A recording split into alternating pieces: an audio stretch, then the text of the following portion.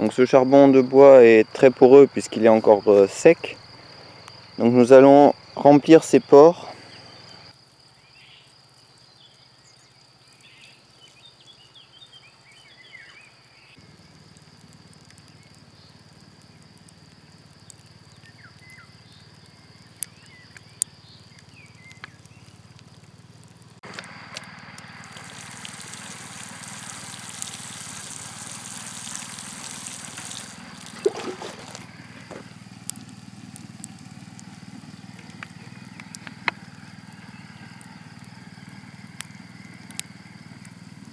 Pour comparer, je vais planter une artémisia dans le sol ici, qui est principalement composée d'argile, de pierre et un peu de compost aussi.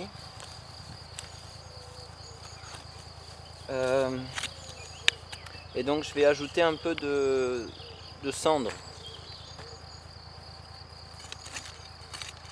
et de l'urine évidemment.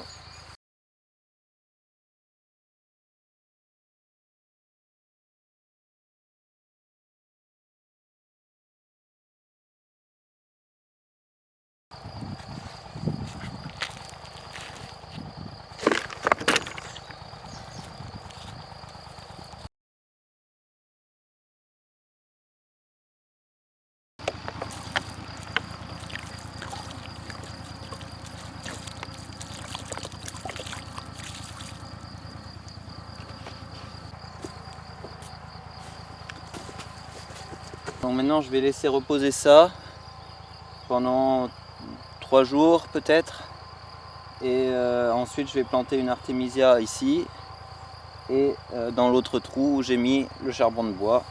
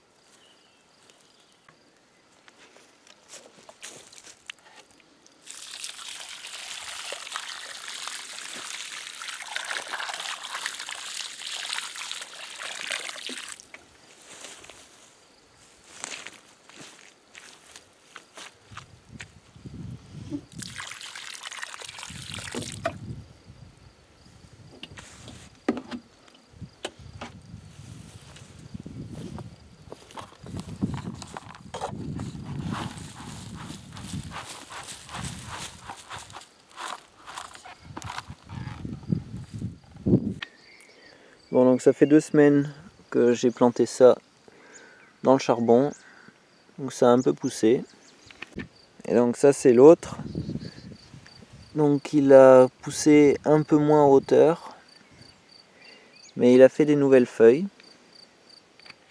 On est début août et voilà l'artémisia qui est plantée dans le charbon de bois. Elle est vraiment grande maintenant, donc elle est plus grande que moi en fait. Donc ouais, c'est pas mal. Et puis voilà l'artémisia qui a été plantée dans le sol simple. Bon, alors elle est plus buissonnante et moins haute. Je sais pas vraiment à quoi c'est dû, mais elle pousse assez vite aussi.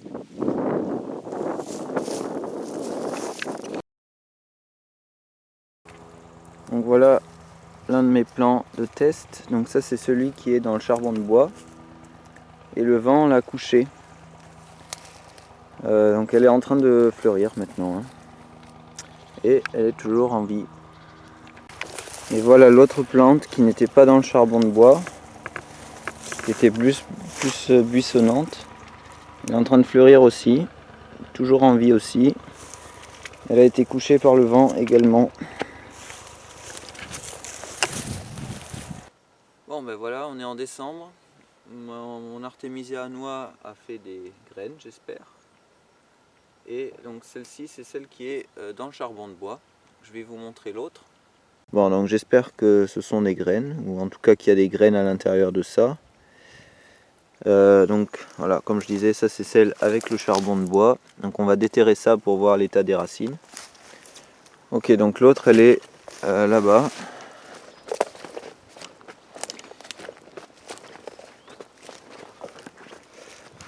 Donc elle était moins haute et plus large. Elle a eu plus de branches en largeur.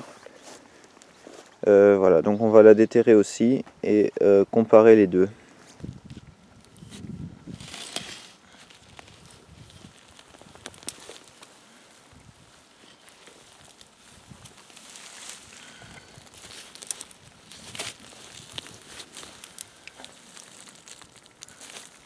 Vous pouvez voir qu'il y avait beaucoup de charbon là-dedans.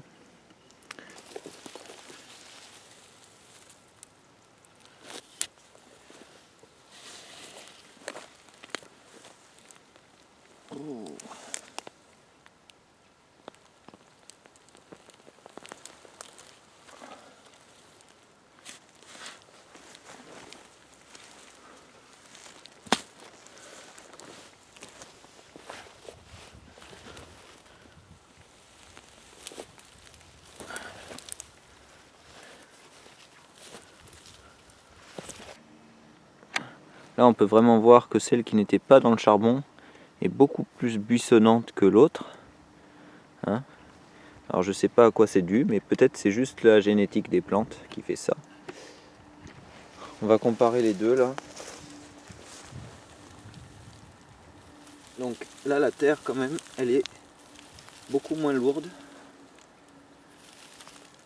Ok. Donc dans celle-là j'ai des fourmis. Alors des fourmis jaunes.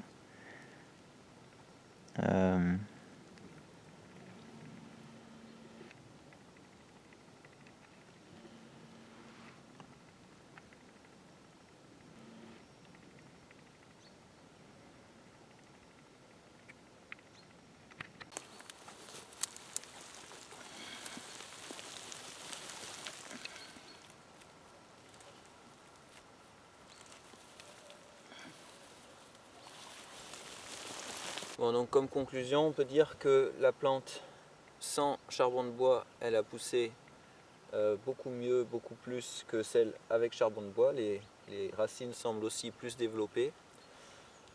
Mais la terre, en tout cas, avec le charbon de bois, est beaucoup plus légère. Et en tout cas, je l'aime beaucoup.